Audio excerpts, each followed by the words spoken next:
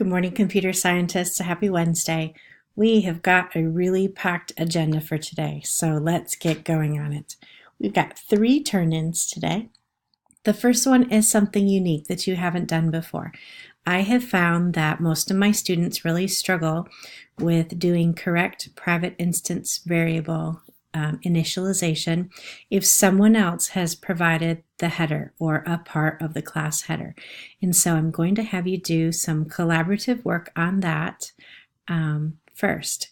And then we'll move on to our free response quiz. And then after that, we'll move on to the AP sample questions. The free response quiz this time is very much a parallel to that private instance variable practice. So there are 2 parts of the practice and then 2 parts of the free response quiz. You will need to put away everything from the practice exercise before you start the free response quiz. Let's hop over to Schoology and I will show you the assignment turn-ins there. Okay, so the first thing you're going to work on is a turn-in that you will take a photo of your completed and self-corrected work and then turn it in right here on Schoology. You can use any resources you want on this. This is just a practice and learning exercise, and including collaborating with your classmates. So this is going to be a completion grade to make sure that I've seen that you did it and you did the self-check for it. The sub, Mr. Johnson, has keys to this in his binder. After you have finished it, you may ask him for a copy of the key and then self-correct your work, and then go ahead and take photos of it and turn it in right here on Schoology. And then after you're done with that, put away your practice sheets and the key, and then we will go back to work on your free response quiz. So the free response quiz, even though it's listed 3rd on Schoology, is actually your 2nd thing to do.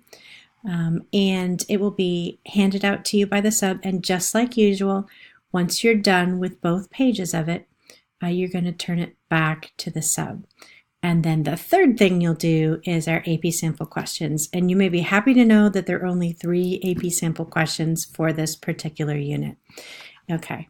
And then, of course, turn that back in to the sub as well. He'll throw those back in the sheets in the binder. I'll pick them up tonight and grade them for you.